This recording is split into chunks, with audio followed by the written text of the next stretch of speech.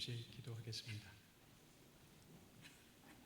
참 좋으신 아버지, 오늘 우리를 구별하여 만드신 날에 모여서 예배하게 하여 주시되 3대가 모여 함께 예배하는 가운데 청소년들이 헌신 예배로 드릴 수 있게 된 것을 감사드립니다. 그냥 어디에다 놔둬도 스스로 빛이 나는 그 젊음의 아름다운 광채를 주님께서 긍휼히 아름답게 보시고 그들을 통하여서 큰 영광 받아주시기를 소원하고, 또 그들을 통하여 그들의 삶이 하나님께 바쳐진 바 되어 이 시대에 필요한 일꾼들로 삼아주시고 그들을 사용하사 이 나라를 바로잡으며 세상을 하나님의 영광으로 가득 차게 하는 귀한 일꾼들로 세워주시기를 원합니다. 오늘도 주님의 뜻을 상고하기 위하여 주님의 말씀을 나누고자 하오니 이 시간에 저희들과 함께 하사 우리 미련한 마음속에라도 깨달음이 있게 하여 주시고 깨달은 것을 지켜서 평생 하나님을 향하여 달려가는데 아름다웠고 유용한 길잡이가 될 수 있도록 주님 오늘 말씀을 통하여 격려하여 주옵소서.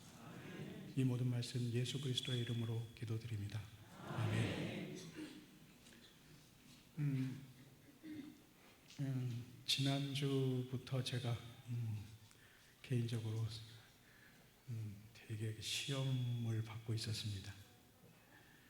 원래는 2월달 헌신 예배 때 제가 오기로 돼 있었는데 다른 교회에서 약속이 있어가지고 그럼 뭐 다음 달에 하지 뭐 하고 했는데 3월 달에 오기로 하고 알고 보니 청소년 예배라, 헌신 예배라. 그게 뭐요? 그랬더니 중고등부 학생들 헌신 예배라고 얘기를 하더라고요. 중고등부라. 중고등부 하면은 저 개인적으로는 벌써 50년 전의 제 나이입니다. 30몇 년 전에 90년대 초에 한국에서 부교육자로 7년 동안을 일을 한 적이 있었는데 어느 해 담임 목사님이 연말에 내년에 유치부를 맡으라고 하는 그 청천벽력 같은 소리를 듣고 제가 기도를 했어요. 하나님 더 미우시죠? 제가 어떻게 유치부 애들하고 그랬는데 그때의 그 당혹스러움이 지금 이걸 어떻게 해야 되는가. 그래서 1시간쯤 전에 이상영 전도사님한테 내가 기왕 이렇게 된 거 명설교를 해야 되겠다. 그래서 10분만 할게요. 그렇게 했습니다. 아무리 제가 설교를 못하기로 1년에 한 번 정도는 명설교를 합니다. 야외 예배 가서 5분짜리 설교를. 명설교는 짧을 때 명설교잖아요. 어쨌든 50년 전의 저를 바라보면서 50년 후 그 시절을 돌아보면서 그 시절의 저에게 해주고 싶었던 얘기를 딱 하나만 얘기해주고 싶습니다.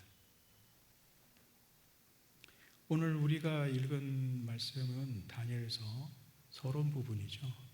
그리고 그 서론 부분에 읽으신 대로 사실은 여러 번 읽으셨을 것 같은데 뒤에는 예언서니까 그건 뭐 별로지만 어쨌든 앞에는 역사서니까 재밌잖아요. 그리고 감동적인 스토리도 있고 그래서 많이 보셨을 것인데 다니엘과 세 친구들이 바벨론이라고 하는 나라에 포로로 잡혀가서 겪었던 일 중에 하나의 에피소드를 얘기하고 있어요. 느부갓네살은 아마 역사서를 보면은 3번 정도를 유대를 침공을 했던 걸로 기록이 되어 있고요. 이게 3번째 침공이었고, 근데 무슨 마음이 들었던지 느부갓네살은 이 포로로 잡혀온 유대인들 중에 똑똑한 거 몇을 뽑아가지고 왕궁에 들여서 좀 키워라라고 명령을 내리게 됩니다.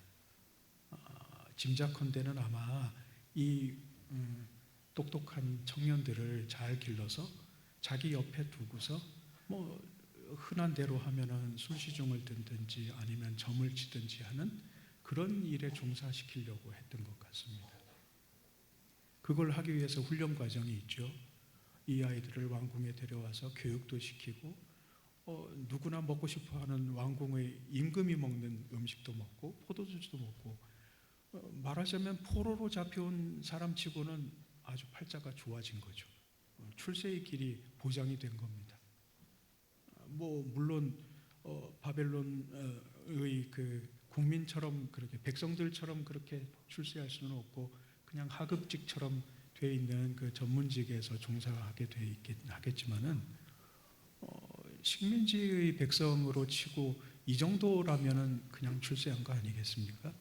더더군다나 다니엘은 나중에 고급 관리가 되는 그런 일도 있었죠.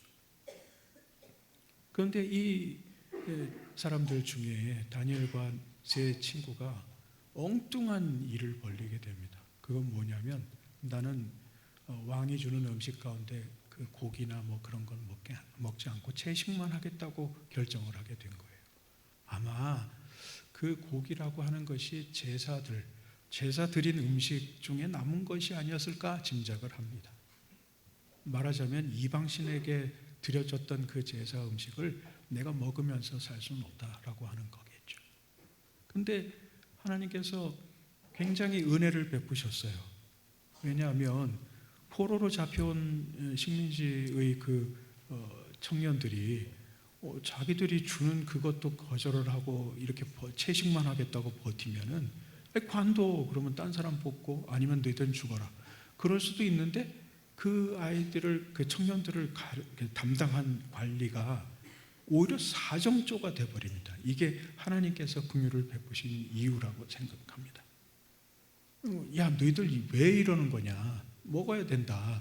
아니면 내가 좀 곤란해지는데 그렇게 얘기를 했는지. 그러나 또 그때 또 그 사람들이 그 관리에게 아주 그 담대하게도 내가 왜 이래야 되는지를 얘기를 했는데 이제는 식민지 백성하고 이게 서로 이제 딜을 하게 생겼어요. 이게 원래는 이런 관계가 될 수는 없는 거잖아요.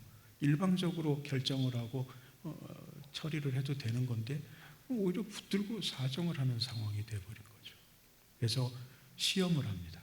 그럼 열흘 동안 우리는 채식을 하고 다른 애들하고 너희들이 주는 대로 먹는 청년들하고 열흘 후에 우리가 정말 살이 빠지고 정말 초췌해지는지 한번 보자. 그거 합의가 돼서 결국은 열흘 후에 보니까 오히려 더 피부가 더 좋아졌다. 뭐 이런 얘기인 거죠. 오래전 얘기고 아직도 조금은 흔적이 남아 있는 것 같습니다만은 다니엘 학습법이라고 하는 게 있습니다. 아마 학생들은 어느 정도 들어봤을지는 모르겠어요. 그게 뭡니까? 뭐 다니엘이 뭐 뜻을 정하고 뭐 금식하고 채식하고 뭐 하면서 사자굴에서도 살아나오고 뭐 고급 관리가 되고 하는 그런 얘기를 하면서 우리도 하나님께 기도하면서 뜻을 정하고 열심히 학습을 하면 위대한 인물이 될 거다. 뭐 그런 거죠. 오늘 이야기를 우리가 굳이 이 시간에 꺼내는 이유는 다니엘처럼 뜻을 정하면 위대한 인물이 된다 하는 그 얘기를 하려고 하는 것이 아닙니다. 그보다 더 중요한 것이 있죠. 누가 뭐 자기가 그렇게 채식을 한다고 해서 그렇게 믿음을 지킨다고 해서 정해진 시간에 하루에 3번 기도를 한다고 해서 유대가 다시 나라를 되찾는 것도 아니잖아요. 그냥 역사는 그렇게 흘러갈 것이고 바벨론은 여전히 강대국으로 있을 것이고 유대는 언제 다시 나라를 찾아서 고향 땅으로 돌아갈 기약도 없어. 말하자면은 우리 역사로 치면 일제시대 같은 상황인 거죠. 일제시대 때 우리가 교회를 열심히 다니고 봉사 열심히 하고 공부 열심히 한다고 해서 나라를 되찾을 수 있겠습니까? 뭘 어떻게 하겠습니까? 해방이 된 다음에 네로라 하는 그 좀 똑똑한 사람들 한테 물어보니까 우리가 생각할 적에는 일제시대가 더 오래 갈 줄 알고 내가 친일을 했다고 얘기를 한단 말이에요. 그러니 어떻게 보면 처세라고 하는 관점에서 보면 지금 다니엘과 제 친구들은 세태를 지금 거슬러 가고 있을 뿐이에요. 그들은 역사를 바꾸려고 한 것도 아니고 자기들이 무언가 나라를 어떻게 되찾으려고 하는 독립결사운동을 해보려고 한 것도 아니야. 그냥 채식하기로 결심을 한 그 마음의 동기가 뭔지를 좀 생각을 해봐야 되겠다 하는 것이죠. 다니엘과 세 친구들이 뜻을 정했어요. 근데 뜻을 정한 게 어떤 형식으로 나오죠? 난 채식할 거야. 하루에 3번 기도할 거야. 이런 전통적인 유대인들이 해왔던 일들을 습관처럼 하는 거예요. 경건의 모습을 유지하는 거겠죠. 그런데 그걸 통해서 뭘 어떻게 해보겠다는 걸까? 당시의 상황에서는 어느 나라와 어느 나라가 싸우면 누군가가 이기겠죠? 그러면 어떻게 되죠? 그 나라의 백성들이 섬기는 신이 진 나라의 신보다 강한 거예요. 말하자면 유대인의 그 신이 누구야? 여호와 하나님이죠. 그리고 바벨론의 신이 있어요. 그러면 싸워서 유대가 형편없이 졌어요. 그러면 여호와 하나님이라는 그 신이 바벨론 사람들이 섬기는 신보다 열등한 거죠. 다니엘이 좀 생각을 길게 해가지고 깊이 해가지고 이기는 쪽 신을 섬기는 게 낫지 않았을까?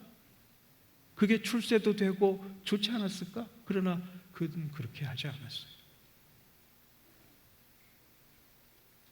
다니엘이 나중에 어떤 인물이 되고 어떤 높은 자리에 갔는지는 사실 중요하지 않습니다. 왜일까요? 다니엘만 그렇게 뜻을 정하고 자신의 믿음을 지킨 건 아니거든요. 엘리야의 시절에도 그렇게 고독할 정도로 외로운 싸움을 했던 엘리야가 지쳐서 나자빠지고 하나님께 원망을 할 적에 하나님이 뭐라고 말씀하시냐면 너 말고도 이 나라에 나에게 믿음을 지키고 있는 사람 의인이 7,000명이나 있다라고 말을 해요. 그러면 엘리야는 우리가 정말 잘 알고 불병거를 타고 올라갔다 하면서 기억을 하고 그 사람처럼 되기를 바랄 때도 있지만은 그 시대를 살았던 7,000명의 의인은 이름도 없고 빛도 없어. 그 사람들은 출세하기가 싫었을까? 엘리야처럼 위대한 선지자가 되고 싶지 않았을까? 그들에게는 어떻게 자신이 쓰이는지 하고 상관없이 뭔가를 해야 돼. 그게 뭔가 하는 거예요. 그게 뭐길래 뜻을 정한 건가 하는 거예요. 그리고 그 뜻이 뭔가 하는 거예요. 다니엘과 세 친구들이 이 왕궁에 들어가서 출세의 길이 뻔히 보이는데도 불구하고 하나님 앞에 경배하고 하나님으로서의 하나님의 백성으로서의 경건을 유지하게 된 이유는 뭐예요? 자신의 정체성이에요. 그게 굉장히 중요하다는 거예요. 나는 누구인가? 이거는 하나님께 열심히 기도하고 공부 열심히 하면 높은 사람 된다는 거하고는 차원이 다른 얘기예요. 나는 누구지? 하나님의 아들이고 하나님의 딸이에요. 그렇기 때문에 그분이 원하시는 일만 하겠다라고 생각합니다. 거기에서 거룩이 시작이 되는 거예요. 나를 구별해서 내 아버지이신 그분의 속성을 닮아가겠다고 결심하는 것. 그것이야말로 나는 열심히 공부하고 기도할 거야. 교회 일도 열심히 할 거야. 그래서 하나님이 허락하신다면 높은 자리에 올라갈 거야. 그거하고 다른 얘기라는 거예요. 하나님은 자기를 높이시는 자를 높이기로 약속하신 분이에요. 오늘 아침에도 여러분들 들으셨죠? 나는 나를 높이는 자를 높일 것이고 나를 멸시하는 사람을 멸시할 거야. 그게 하나님의 생각이에요. 그러니 그분의 자녀라고 한다면 가져야 되는 먼저 첫 번째 생각은 나는 누구인가에 집중을 해야 한다는 거예요. 나는 하나님의 자녀예요. 그분의 자녀답게 살아야 되겠어. 그게 우리가 마음속에 어릴 때부터 품었어야 할 뜻이에요. 역설적인 얘기가 오늘 우리들에게 예사처럼 보여지는 게 있어요. 오늘날 지금 정치적인 문제들이 지금 굉장히 심란하죠? 그 심란한 역할을 하는 사람들 중에 수능에서 전국 수석을 한 사람들이 몇 명이 끼어 있습니다. 그 인간들이 생각이 모자랐고 능력이 부족하고 실력이 없어서 그 지경에 이르렀을까요? 그 사람들이 생각에는 시대의 요청이 어떻고 이 나라의 유익이 어떻고 중요한 게 아니야. 내가 더 높은 자리에, 내가 욕망하는 자리에 서기 위해서라면 내 생각과 민족의 염원을 생각할 겨를이 없는 것이. 그래서 그 자신에게 부여받은 위대한 그 정신력, 사고력을 쓸데없이 자기를 위해서 쓰는 거예요. 하나님은 똑똑한 사람을 원치 않습니다. 자기 말에 순종하는 사람을 원해요. 아무리 잘 드는 사시미 칼이 남의 집에 있으면 뭐합니까? 내 부엌에 있는 익숙한 칼이 내가 원하는 자리에 있어서 내가 쓰고 싶을 때 그 자리에 놓여져 있어야만 좋은 칼입니다. 그건 갈아서 쓰면 되니까. 몇백만 원짜리 사시미 칼이 중요한 게 아니라 내 손에 익어서 내가 원하는 대로 움직일 수 있는 칼이면 되는 거잖아요. 하나님이 우리를 보실 때도 그렇다는 거예요. 똑똑하면 뭐 하겠어요? 하나님이 하라고 했으면 하는 거 족족 반대로 일을 하는데 필요 없어요. 좀 모자라고 쓸모없어 보여도 그거는 내가 만든 거니까 내가 고칠 수 있어. 그러나 마음은 나에게 순종하고 기꺼이 그 말씀대로 살아야 될 준비가 된 사람이라면 되겠다 하는 것이 하나님의 우선순위인 거죠. 제가 독일에서 유학생들이 주로 대부분이죠. 다라고 얘기해도 과연 그 유학생들이 모인 교회를 20년 가까이 섬기다 왔습니다. 지금도 기억나는 에피소드 중에 하나가 있어요. 뭐 유학생들이면은 공부 열심히 하고 좋은 옷 입고 뭐 그러지 않죠. 대부분 주중에는 수업 시간 빼고는 전부 다 추리닝 바람으로 자기가 사는 그 아파트 원룸 같은 데서 그냥 몰려서 사는. 거지도 그런 군상이 없어. 그냥 뭐 유학을 왔다고 하면은 다들 잘 사는 집 같지만은 독일이 학비가 무료라는 소리에 혹해가지고 온 애들이니까 뭐 그렇게 썩 훌륭하게 잘 살지도 않아요.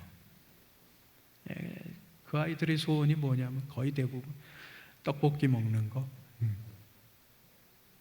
그래서 가끔 떡볶이를 집에다 불러다가 먹기도 하고 또 자기들 집에서 늘어지게 먹기도 하고 그럽니다. 뭐 기분 나면은 뭐 탕수육도 튀겨 먹고 별짓을 다 하는데 한참 먹다가 애들하고 어울려서 웃다가 눈물이 나기도 하죠. 야, 이 젊은 것들이 이 심심하고 외로운 땅에 와가지고 이게 뭔가. 그들 중에는 대학을 다니면서 레슨을 해가지고 자가용 몰던 애들도 있었어. 이게 뭔가. 저는 어거지를 부립니다. 아이, 너희들은 고생하는 거 아니지 않냐? 지금이라도 공부 포기하고 한국 가면 얼마든지 옛날처럼 잘 살고 수 있는데 너희들이 더 잘 되려고 지금 고생하는 거잖아. 얘기들. 근데요,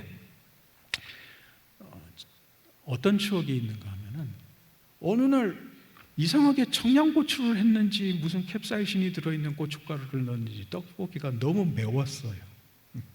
그런데 이제 스트레스도 풀 겸 해가지고 아이들은 좋다고 먹는데 한 녀석이 저는 안 먹을래요 그러더라고. 내가 떡볶이를 했는데 왜 안 먹어? 야 먹어라 먹어. 그랬더니 매워서 안 먹는데요. 야 매운 거 먹으면 스트레스도 풀리고 좋대잖아. 아니에요. 왜? 그런데 네 안 먹는 이유가 뭐냐? 한마디를 했어요. 저요 쟁어지린이잖아요. 쟁어지린이 뭐냐면 여자 성악가라는 뜻입니다. 독일말로. 아 그래? 그럼 먹지 말아야지. 그 학생이 한국에 와서 성공했는지 안 했는지는 중요하지 않아요. 그냥 평범한 시민으로 살고 있습니다. 애 하나 낳아가지고 별의 별일을 다 하면서 열심히 살고 있어요. 근데 뭘 내가 인정했느냐 하면은 저 녀석이 심지어는 그 만나고 좋아하는 떡볶이를 먹을 적에도 자기가 노래 부르기 때문에 성대를 다치지 않기 위해서라면 그 맛있는 걸 먹지 않아야 되겠다고 결심한 거는 내가 인정해야 된다는 거예요. 정체성이 중요한 이유는 바로 그겁니다. 정체성이 분명해지면 따라오는 보너스가 있어요. 내가 해야 될 것과 하지 않아야 될 것이 분명해진다는 거예요. 나에게 맞는 용도에 준비되기 위해서 자신의 삶을 절제합니다. 그거는요, 무서운 힘입니다. 적어도 자기와의 싸움에서 이긴다는 뜻이거든요. 자기와 싸움에서 이기는 사람처럼 무서운 사람이 어디 있고 그런 사람처럼 실력 있는 사람이 어디 있어요? 성경 말씀에도 자기와의 싸움에서 이기는 사람이 성을 빼앗는 것보다 더 큰 일이라고 얘기하잖아요. 여러분, 하나님 앞에 뜻을 정하고 그래서 출세하는 거 그러면 좋죠. 그러나 분명한 건 우리가 살 만큼 산 다음에 50년이 지난 다음에 중고등부 시절의 저를 생각해 보면 1등은 한 명밖에 없어. 그러면 나머지는 다 실패자인가? 그렇지 않아요. 하나님은 학교 등수 그대로 천국으로 부르지 않아요. 자기를 얼마나 사랑하고 사랑하기 때문에 나를 위해서 얼마나 분투했는가를 보고 그를 사랑하십니다. 이미 그 사람은 성을 뺏은 사람보다 더 위대한 사람이 되어 하나님 앞에 서는 것입니다.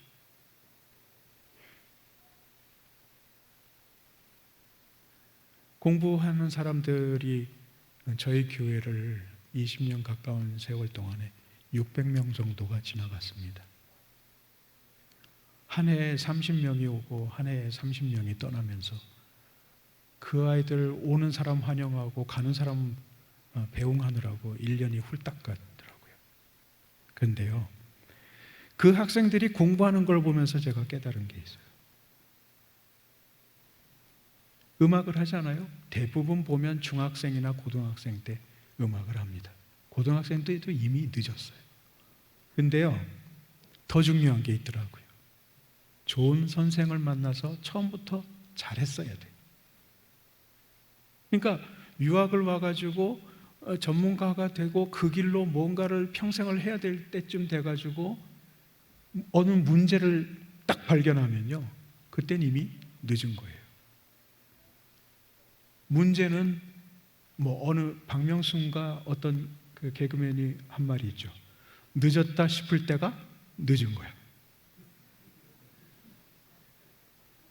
늦었다 싶을 때 정신 차리고 열심히 한다? 소용없는 소리예요. 그건 그냥 실패한 루저들이 자기 위로로 하는 얘기일 뿐이야. 그러니 거기까지 대학을 졸업하고 거기까지 와서 석사과정을 하고 있는 사람들이 나 노래 부르는 게 뭔가 습관이 잘못된 것 같아. 그걸 깨달으면 바꿀 수 있을까? 가능하면 어린 시절에 출발점이 좋아야 성공할 확률이 커. 그렇다고 한다면 내가 어린 시절에 하나님을 만나고 하나님을 만난 후에 내 정체성이 어떻다는 것을 알게 되고 그래서 그 정체성을 유지하기 위해서 평생을 분투한다고 하는 것은 그만큼 바른 길로 가서 시행착오를 할 여지가 줄어드는 것이죠. 저는 어려서 믿는 사람이 참 부럽고요. 더더군다나 어머니의 태에서부터 믿고 태어난 아이들을 부러워합니다. 왜일까요? 물론 저는 중학교 다닐 때 예수를 영접하고 노력하면서 나름대로 살아보려고 살아봤습니다만은 어떤 때는요, 엄마 뱃속에서부터 믿기 시작한 아이들은요, 뭐가 달라도 달라. 물론 반대도 있어요. 모태신앙을 못해신앙이라고도 합니다. 다 해봤기 때문에 다 싫어. 그걸 우리 엄마 때도 했고 할아버지 때도 해왔는데 안 돼. 그런 애들도 있긴 하지만은, 그러나 그런 아이들조차도 어떤 계기가 있으면은요, 불현듯이 어느 시점에 엄마 기도, 할아버지 기도, 할머니 기도가 생각나서 돌아올 확률이 더 크더라고요. 그건 어마어마한 자산이에요. 어쨌든 10분 얘기했는데 여러분, 다니엘의 그 이야기 속에서 오늘 다니엘서 1장을 펼잖아요. 거기에서 제일 중요한 것은 뜻을 정하는 것이고, 뜻을 정한다고 하는 것은 뭐 내가 뭘 될 거야 라고 하는 뜻이 아니라 내가 누구인가를 분명하게 아는 것이라는 것 하나만 알아주시면 좋겠어요. 내가 누구인지를 알면 그 사람, 그 정체성에 맞는 삶을 준비하게 되어 있습니다. 여러분, 오늘 헌신 예배를 드리는데 참 좋은 일이고, 또 긴 본문을 읽느라고 고생한 양반도 있긴 한데, 고생했는데 여러분들이 지금 뭐 아버지를 따라서, 어머니를 따라서, 할머니를 따라서 이렇게 이 교회에 왔는데, 어떠면은 이 젊음 때문에 피는 끓는데 내가 이 나이에 이 시간에 친구들을 안 만나고 교회에 와 있어야 되겠는가? 딱하긴 한데요. 그런데 지나놓고 보면 어느 순간에 지금 이 자리에서 하나님께 예배드리고 내가 누구이고 하나님께서 나에게 무엇을 바라고 계시는지를 알고 깨닫고 기억하게 됐다는 것이 내 인생에 얼마나 큰 힘이 될지를 장담할 수 있어요. 어느 순간에 내 인생에 내 힘으로 어쩔 수 없는 순간이 다가왔을 때 우리는 다시 베이직으로 돌아올 수 있어요. 내가 누구였지? 하나님이 나에게 있어서 어떤 분이셨지? 그래서 나는 어떻게 살아야 했었지? 그럼 지금이라도 방향을 돌려서 하나님께서 원하시는 방향을 향해 달려가야 되겠다 하고 다시 힘을 내서 그 방향을 향해서 갈 수 있는 힘이 지금 어릴 적에, 젊을 때 하나님을 알게 된 사람이 가질 수 있는 가장 큰 어드밴티지입니다. 하나님을 아는 것이 힘입니다. 하나님을 일찍 아는 것은 어마어마한 유산입니다. 그냥 교회 다니는 거 뭐 안 가시면 교회 안 가면 엄마가 용돈 안 주고 그래서 억지로 오신 분도 있긴 하겠지만, 그러나 이거 하나만은 기억하세요. 내가 누구인가? 하나님은 나에게 있어서 어떤 분이신가? 그래서 내가 어떻게 살아야 할 것인가? 성공은 언제나 공부 잘해서 좋은 학교 가고 좋은 직장 얻어서 좋은 자리에 서는 것만이 성공이 아닙니다. 내가 누구이고 내가 누구의 자녀이고 그래서 어떻게 살아야지를 아는 사람은 이미 하루하루를 그렇게 성공한 사람으로 살고 있는 사람입니다. 이 사실을 기억하시고 오늘 여러분들이 뜻을 정할 때, 뜻을 정하는 게 내가 하고 싶은 게 뭐지? 장래 희망이 뭐지가 아니라 하나님이 나에게 지금 무엇을 원하고 계시는가? 무엇을 알기를 원하시는가? 무엇을 깨닫기를 원하시는가 하는 것이고, 그 질문에 대해서 나는 하나님의 자녀이고 그래서 하나님 앞에 뜻을 정해서 거룩하게 하나님을 닮아가는 사람으로 살아야 되겠다고 하루하루 아침마다 밤마다 일어나서 잘 때 하나님께 조용하게 기도하면서 자신이 누구인지를 잊지 않고 살아가는 여러분들이 되었으면 합니다. 함께 기도하겠습니다.